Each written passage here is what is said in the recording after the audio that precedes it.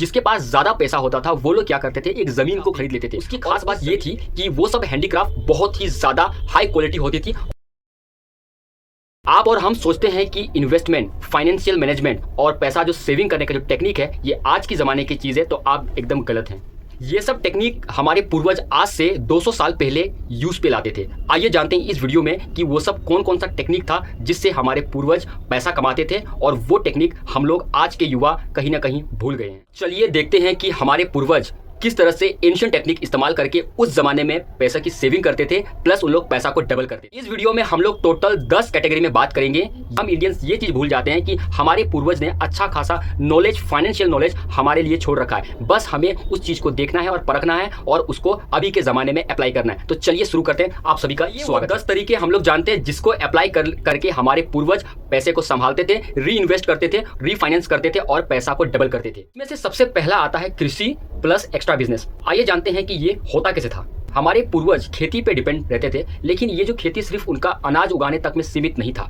वो लोग इसका जो एक्स्ट्रा फसल जो आते थे वो एक्स्ट्रा फसल को मार्केट पे बेच देते थे। साथ में जो एक्स्ट्रा प्रोडक्ट होती थी खेती में उससे भी वो लोग पैसा का जनरेशन करते हैं। फॉर एग्जाम्पल, चावल के साथ साथ वो लोग दाल लगाते थे, तेल लगाते थे और ये सब जो सरप्लस उनका निकलता था वो सारा सरप्लस वो मार्केट में वो सेल कर देते थे। इससे उनका कुछ एक्स्ट्रा भी पैसा आ जाया करता था। दूसरे नंबर पे आ जाता है समुद्री व्यापार। जो अभी हम लोग जो टर्म इंट्रोड्यूस किए हैं कि ग्लोबल ट्रेड का, ये चीज हमारे भारत के लोग बहुत साल पहले ही करते थे। हमारे भारत में A1 क्वालिटी के जो कॉटन होते थे, सिल्क होते थे और मसाला होते थे, वो सारा चीज वो लोग विदेशों में जाके सप्लाई करते थे। इससे इनकी एक्स्ट्रा इनकम हो जाती थी। ये सब प्रोडक्ट की जो डिमांड थी आपका चीन, अरब और रोम तक थी और इससे जितने भी व्यापारी लोग समुद्री व्यापार करते थे उनका पैसा मल्टीप्लाई हो जाता था और पैसा डबलिंग का काम करता था। क्या शानदार आइडिया लगाए थे उन लोग। नंबर 3 में आ जाता है जॉइंट वेंचर। जो हम लोग आज ये टर्म फाइनेंशियल वर्ल्ड में सुनते हैं, ये चीज हमारे पूर्वज पहले से करके आ रहे थे।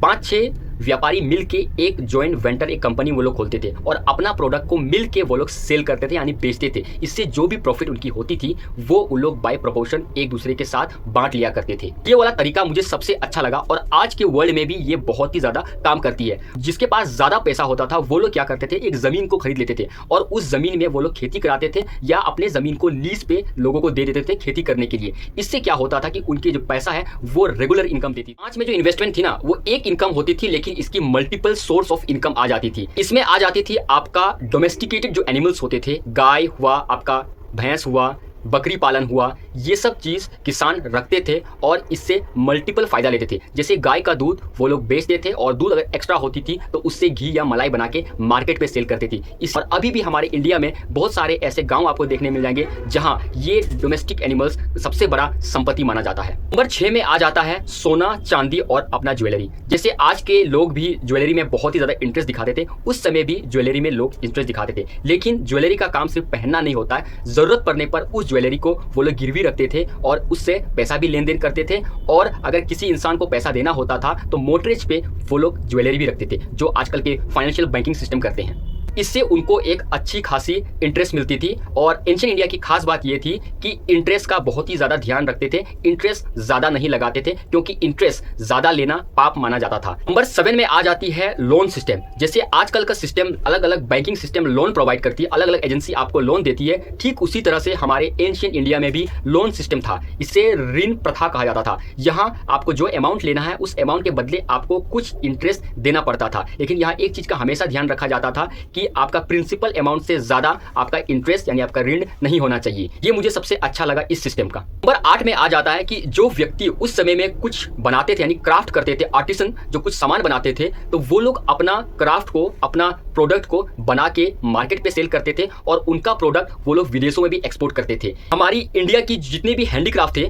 उसकी खास बात ये थी कि वो सब हैंडीक्राफ्ट बहुत ही ज्यादा हाई क्वालिटी होती थी। इसी कारण से इनका डिमांड ऑल ओवर वर्ल्ड में बहुत ही ज्यादा हुआ करता था। इस तरह से अभी हमारे इंडिया में मेड इन इंडिया और मेक इन इंडिया जो कैंपेन चली है, बिल्कुल इसी तरह से उस समय था। मेड इन इंडिया का टैग होता था, मेड इन भारत का टैग होता था और इससे लोग जैसे जानते थे कि ये मेड इन भारत का प्रोडक्ट है तो वो ज्यादा दाम पे बिकती थी और अच्छे उसे प्राइस मिलती थी और उसकी डिमांड बहुत ज्यादा थी। और जहां डिमांड ज्यादा होगा प्राइस उसका डेफिनेटली ऊपर जाएगा। पर 9 में आ जाता है कि इस तरह का अगर आपकी प्रजा मार्केट इकोनॉमी में इन्वॉल्व है तो वहाँ का जो राजा होता है उसका ड्यूटी बनता है कि उस ट्रेड को वो अच्छे से रखे ताकि वहाँ के लोग ज़्यादा से ज़्यादा अमीर बने। और चाणक्य के अर्थशास्त्र में ये चीज़ अच्छे से मेंशन था और राजा का एक ड्यूटी भी था कि आपको अपने व्यापारी को बचाना है। जैसे कि हम लोग अभी इंडिया में देख रहे हैं कि बहुत सारे सब्सिडीज हमें दिए जाते हैं अगर आप एक्सपोर्ट करते हैं तो इसमें से सबसे ज़्यादा इंपॉर्टेंट ये वाला टिप्स है कि आपको अपने आप में एक सेल्फ कंट्रोल रखना होगा। अगर आपके पास में ज़्यादा धन है तो उसे सही जगह आप इन्वेस्ट करके आपको रखना चाहिए।